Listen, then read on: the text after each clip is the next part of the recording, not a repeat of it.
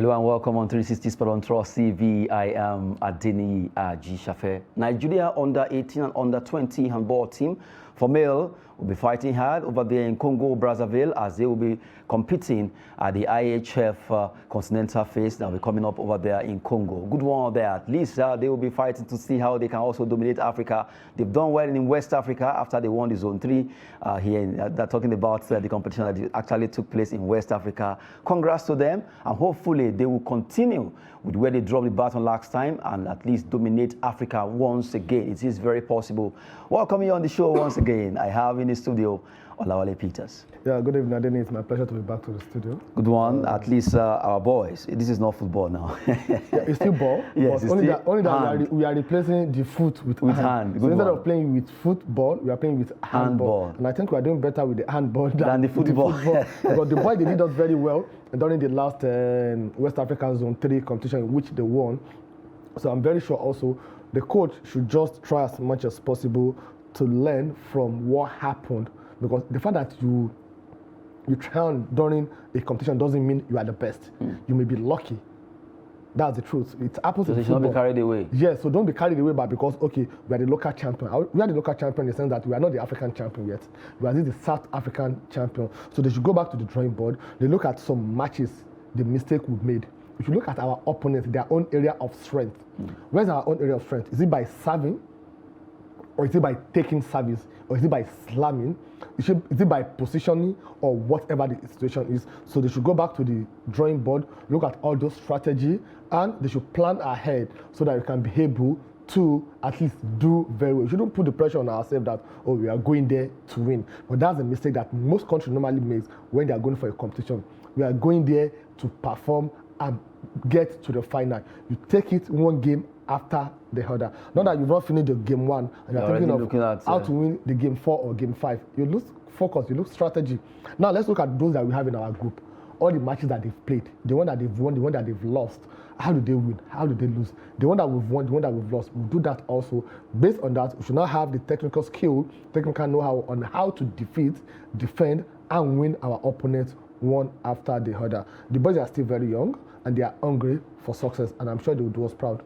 We believe that they will do us proud. Under 18 and under 20 right now. The camp is actually bubbling. The team captains, the team players, and the coaches also trying to see how they can get better before the competition starts on 16. Well, right now, Congo Brazzaville is the place to be. If you really want to enjoy some handball, their attention will be on them to see what they'll be offering against other countries that will be playing against them. Hopefully, the way they dominated West Africa, they will also do the same by the time they get to Congo Brazzaville. They've been over there at the Royal Park in Yaba, Lagos, in camp, close camp, trying to at least edge well before the competition begins. Good one for Nigeria under 18 and under 20 handball team led by Coach Obi and Coach Nnamani. Both of them are really making sure the team are in best position ahead of the IHF Trophy. Away from IHF Trophy, let's talk about CHAN. That is African Nation Championship. That has to do with African players that apply their trade in Africa. They actually have their own Nations Cup tagged CHAN. But from the way it is, defending champion Morocco are backing out. Why? Because of flight issue. Can you imagine this? Okay, I think it's more than the political. flight issue. It's more of diplomatic row between both of them. I think since 2021, they've had this issue between the Algeria and Morocco about the Western Sahara, that there are some people they want self-determination, they want to move away from them, in which the Algerian government accused the Moroccan government of supporting them. So based on that, they are not allowing them to fly through their airspace. So the issue is the Moroccan government is saying that for our team to participate and come to Algeria, they have to come through Air Maroc by flight. And the Algeria government is saying, no, we've had this issue since 2021. We are not allowing you into our airspace, and we are still not going to lift that same embargo. We won't allow you to come through our airspace. If you want to come, follow road and join us. We'll welcome you. And the Moroccan team are saying that, no, our team cannot come through the road. They have to open the airspace. So that is actually what the problem is between both of them. And they said if they can't open the airspace, they're not going to come. They're not going to come through the road. So to me, I don't really think they are backing out.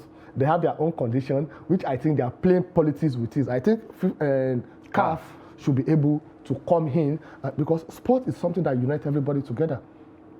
Sports unites people together. But from the way it is, as of yesterday, they actually issued a statement that they won't be part of it because of the fact that Algeria refused to open their airspace. They wanted to go to Paris in France before coming into Algeria instead of just flying direct, and that is not going to work because Algeria are not going to allow that, and that is a big issue right now. No. Defending champion not coming.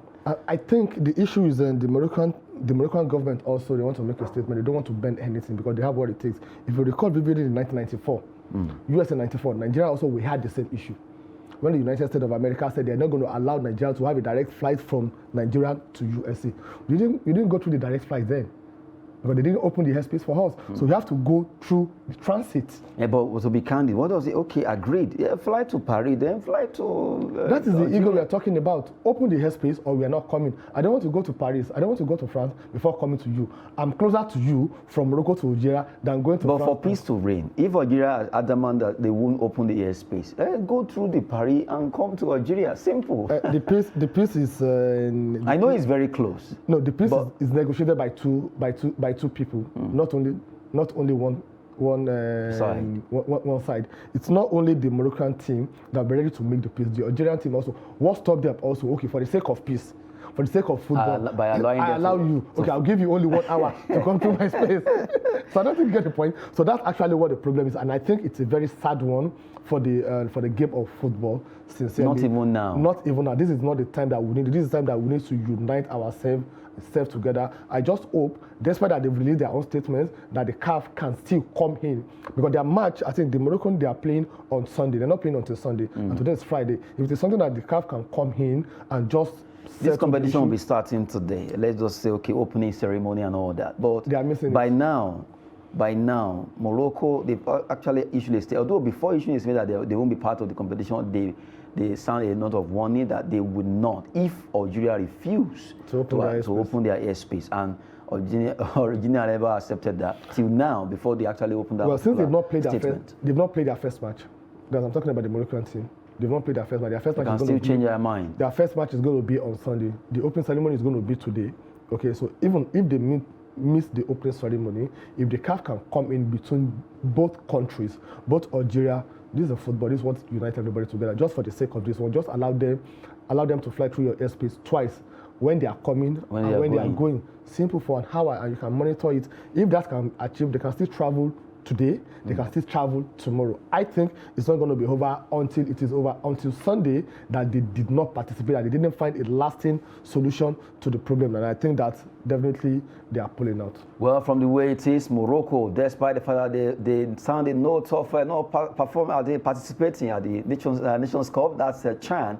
Well, it is very possible that they can still make it between now and Sunday. But the presence of Gianni Infantino, FIFA president, not forgetting Mosepe too, talking about our CAF president, maybe both of them will be able to talk to the two parties, talking about Algeria and Morocco, for them to reach peace before the competition begin proper, and allow Morocco to fly in direct to Algeria. From the way it is, a tough one between Algeria and Morocco. No love lost there. Now, from there, quickly, let's talk about Friday matches. Fixtures will be coming up in Italy, in Spain, and also in England. Aston Villa, they will be fighting against Leeds United. Who wins this battle? Let's talk about Aston Villa first. Aston Villa, Leeds United. If you look at both teams, maybe we should use this to look at the way the table is standing for you to know where Aston Villa actually stands. Well, Aston Villa versus Leeds United. Okay, I think it's going to be a very tough match, and both of them are fighting for survival right now. Survival in the sense that nobody wants to drop any point. Yeah, if you drop a point by now, it's like they are now above the mid-table right now. Everybody have played about 17 or 18 matches. So what they are going to now is about their 18th or 19th matches. So what they really need to do right now is to try as much as possible to win their own game. And if you look at the Aston Villa, they've been under a lot of pressure currently now. A lot of pressure in the sense that they don't want to be where they are right now because of the money they invested. Because they bought a lot of players last year.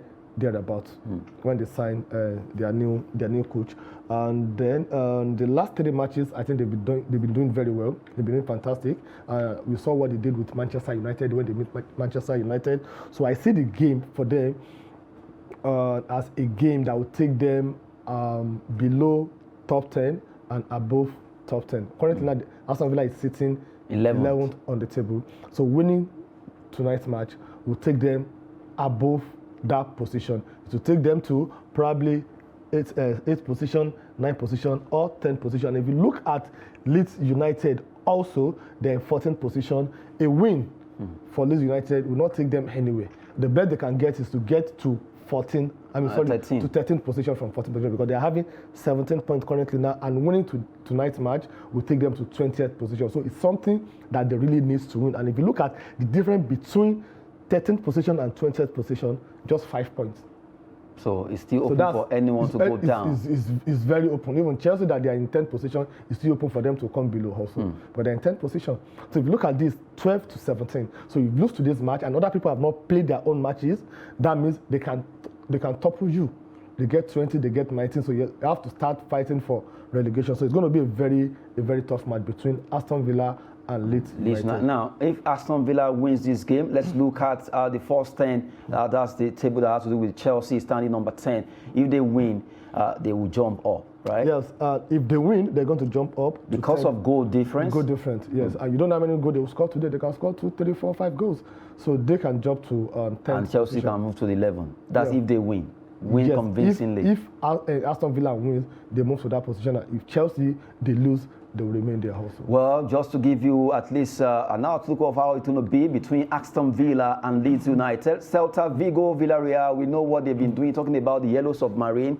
Villarreal, Samuel Chukwueze's team have been performing well. But right now, they'll be facing Celta de Vigo tonight. Yeah, it's going to be a very tough match also between the two teams. But I see the Celta Vigo, they want to hold their home ground also. They want to hold their own ground in the sense that they don't want to lose any home matches. This is the time for you to look at what we've done in the past. Okay, now we have about 9 matches to play between now and end of the season. And I'm going to play 4 matches at home. Let's assume that I cannot win all my away matches. Let me leave that one to lottery.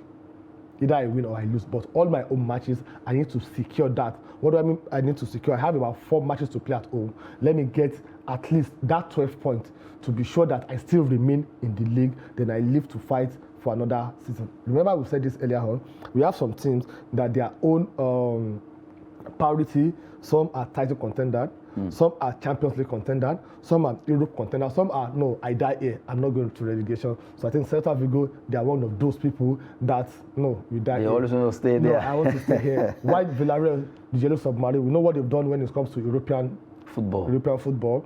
They are more like the king of Europa. The king of Europa. So they'll be looking at that's Sevilla. Sevilla, sorry. So they'll be looking at okay, what we need to do also. Villarreal also, they've been very consistent when it comes to European, not Champions League. The one that Manchester United and Arsenal used to play before the last 2 seasons.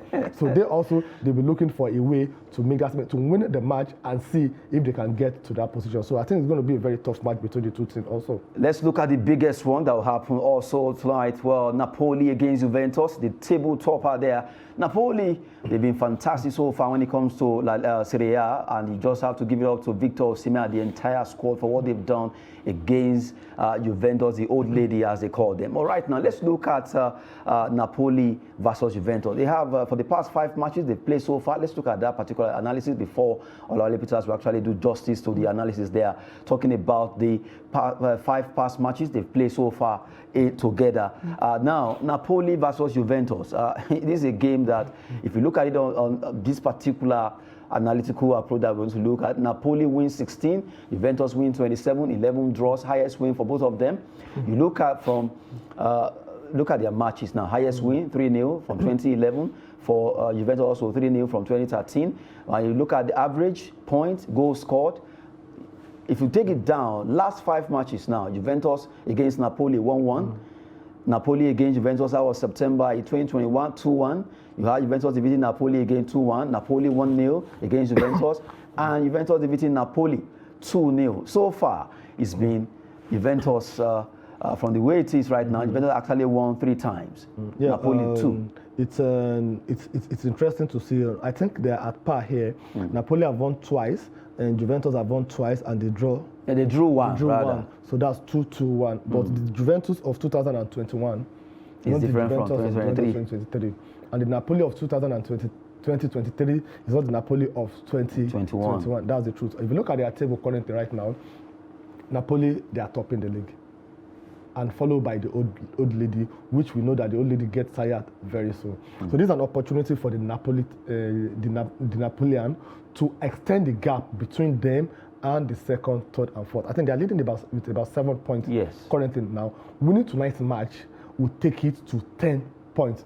So once you take it to that 10 points and you still have about 8 or 9 matches to play, what you need to do is just to consolidate, making sure that you don't lose. Even if the worst case scenario is for you to draw, make sure you still hold it. So I see Napoli playing the match with all their strength, as if they are playing the Champions League final. I also see the Juventus also to come out smoking. We're going to see a new Juventus tonight, where they are looking at, okay, this is an opportunity for us to close the gap between us and the Napoli, because it's still not over. We still have about 9 matches to play. So it's going to be a very tough match. And looking at the history between the two clubs, they've played 5 matches. Their last 5 matches, rather, Juventus won 2, Napoli won 2, and the Jew won. And the goal match has been 2-1, 1-0, 1-1, 2-1. So it's going to be a very interesting one to see, but I'll give it to Napoli. Victor Osimhen is scoring tonight.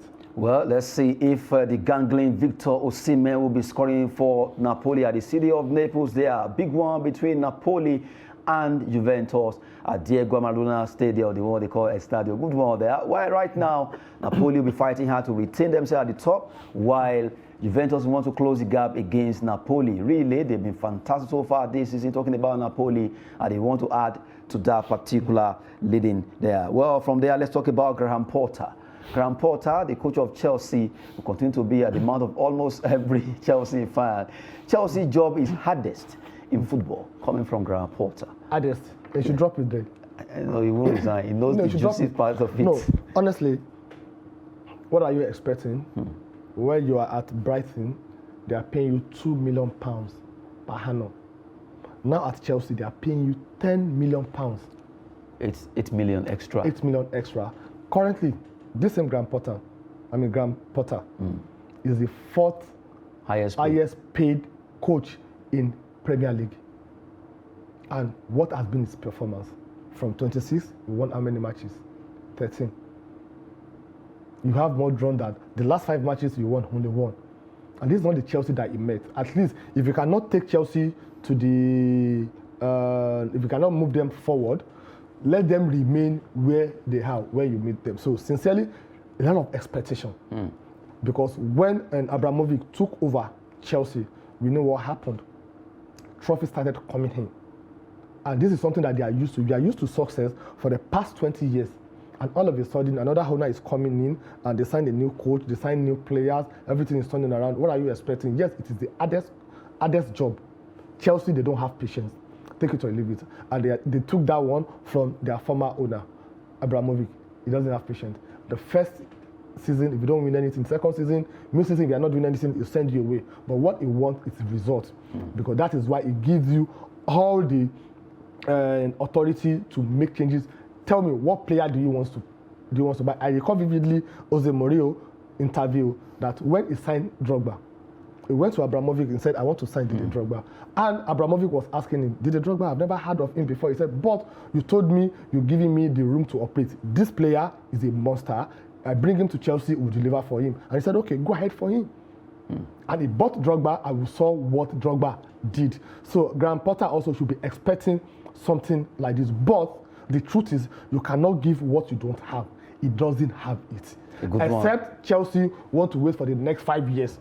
Because most of the players they are buying now, they are between 18, 19, 20, 21. So that means they are building for the future. But the Chelsea fans, that me, I know, 100%. They're not waiting for the future. They want to eat their fruit now. Well, that's it concerning Chelsea there. The Blues really need to get their acts together. It's not really going smooth for Chelsea right now. Well, that'll be it on 360 Sport, where sport and business always flow together. I have in the studio Olawale Peters, who has been doing justice to all the stories we've been looking at. Thank you very much. Thank you, Adeni. And I also noticed again that you are all smiling since morning. Anytime Chelsea lose and you come to the studio, you're always very happy. A story for another day. Thank you. I am Adeni Ajishafe. Thanks for watching. Thank you. Seriously.